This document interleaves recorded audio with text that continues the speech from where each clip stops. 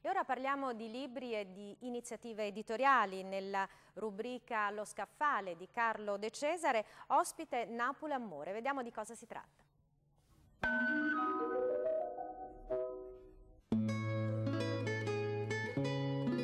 Napoli Amore è la mia quinta raccolta di poesie napoletane, dove l'amore per la città, per la donna, per la solidarietà e per la vita è un messaggio così semplice da arrivare al cuore di tutti.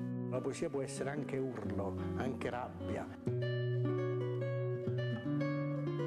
Come so bello quando vanno a chiorma, che tenerezza che sti voglio in cielo, lo stesso in cielo, prima vola a storma, si incontrano, si accocchiano all'ucielo.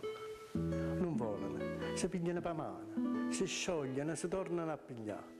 Sono scugnazziella, sono napolitana e ne vengo a punire sta città, sta gente che si sbatte come all'onna. Si pure sta morendo te la mano, non è una fesseria, non è una suona, sono brava gente, sono napolitana. Sono come che la chiorma mi voglio un cielo che corre e non sa dove va. Peccato che sono nato senza scelta, solo che fantasia può non va.